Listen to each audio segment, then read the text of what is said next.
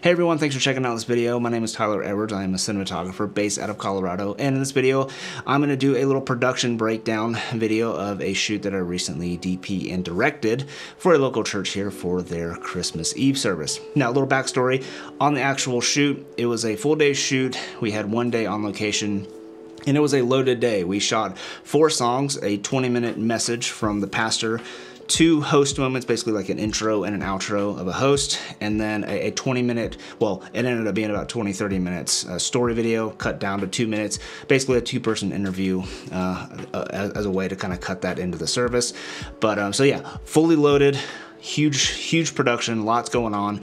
Time was obviously very limited, but we got a lot done, and it turned out really awesome. So I thought I'd make this video to give you a little production breakdown and all that kind of stuff. So with that being said, what I want to do in this video is kind of break it into 3 major sections. The camera rigs that we use, the camera setup, all that kind of stuff, the lighting setup, and then the last part is just how we actually got the shots. But before we jump into it, I want to give a huge shout out to my homies out in California, Griff Conway and Kevin Reyes. What's up, y'all?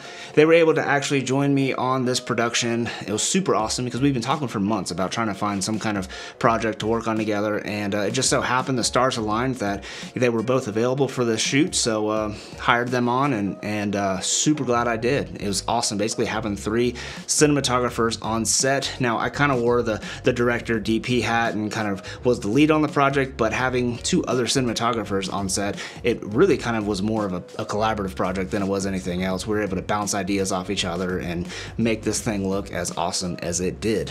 So do yourself a favor, after you watch this video, go subscribe to them on YouTube, follow them on Instagram, all that kind of good stuff. They're super talented DPs themselves, and they make amazing content that you definitely don't want to miss on. But now let's get into the production breakdown, starting with the camera rigs. So we used 3 cameras on the shoot. We used a Blackmagic Ursa Mini Pro G2, which is mine, and then I rented 2 Blackmagic Pocket Cinema Camera 4Ks from Kevin, which was super convenient, and they both had Metabone speed boosters, the 0.71 and the 0.64. And for lenses, I rented a set of cine-modded Leica R lenses that have been converted to EF mount, which I rented from Kevin, also super convenient.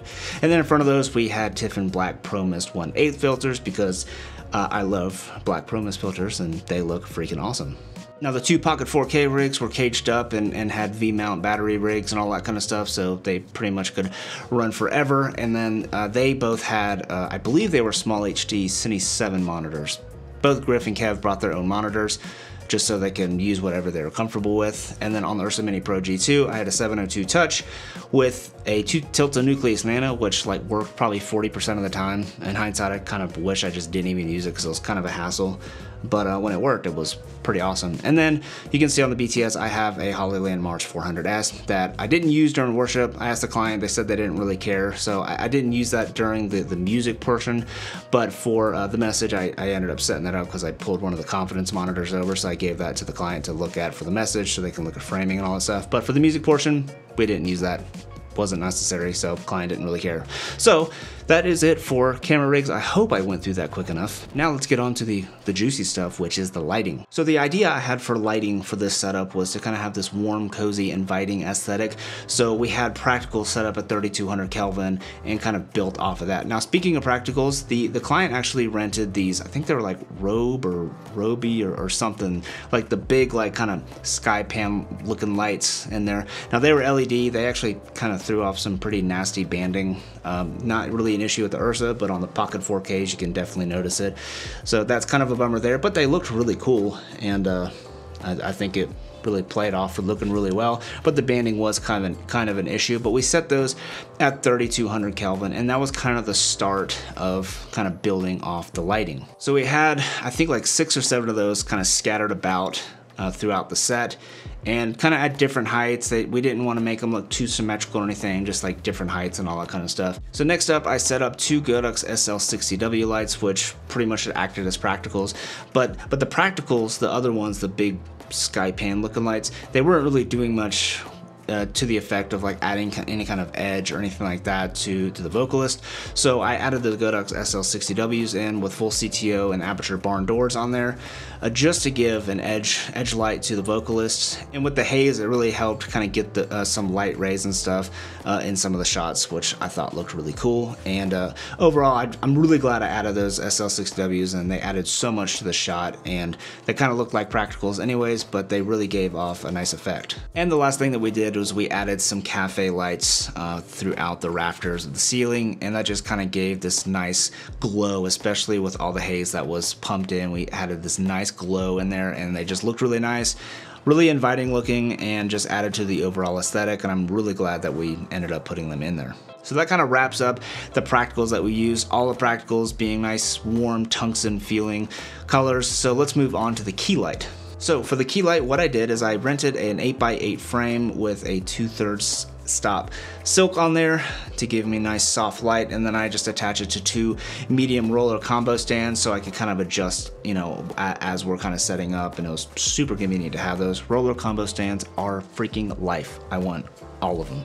But anyways, I ended up setting the 8x about 60 degrees off the lead vocalist, and because the frame was so big and that the source of light was so big, it still wrapped around the talent really nice. It gave it a really nice fall off from the highlights to shadows, and was able to just get this really pleasing look. So for the lights I used behind the 8x, number one, I used the Aperture Nova P300C with the Aperture Nova softbox in front of it, but I actually ripped out the diffusion in front of it just so I could basically use the softbox as a way to control spill, so I can focus the light just hitting the 8x frame. And then next to it, I had the Intelitech Light Matte something, I think that's what it's called, the Mega LC or something, and I set that, both of them to 4500 Kelvin at full output, and that just gave me a ton of output to just blast into this 8x frame, which was able to fill out the whole 8x frame. It wasn't spotty or anything like that, and was able to give a nice soft key light throughout the entire set pretty much.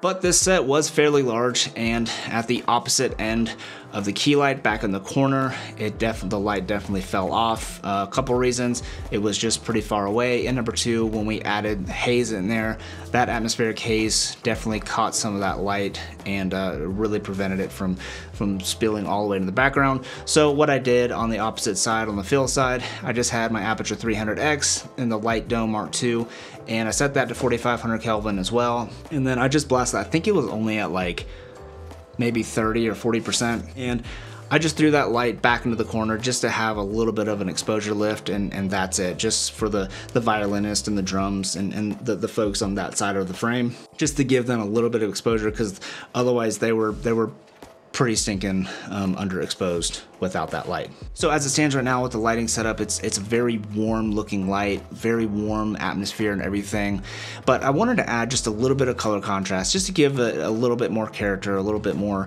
dimension to the overall shot. So what I did is I put the Aperture 300D Mark II with a full CTB gel with the Light Dome Mini Mark II, and I just put that in the very back corner, put it up as high as I could, and just shine it down, and that just gave it this nice cool color contrast, a little bit of a scratch on the lead vocalists, but it also gave this nice kind of cool glow with all the atmospheric haze, just kind of add a little bit of color contrast. And I'm really glad that I added this. It's pretty subtle, but it just adds just a little bit of color contrast, like I said, and just a little bit more character, and it just looks overall pleasing, because it just kind of balances out the image a little bit and doesn't make it feel so extremely warm. I'm really glad that I added that little bit of color contrast in there. It just makes the image pop even more. And that is pretty much all we did for lighting. Next up, let's talk about actually getting the shots and kind of my thought process and my method of attack of getting the different shots for these songs. So as for getting the shots, we did 3 to 4 takes per song, and in each take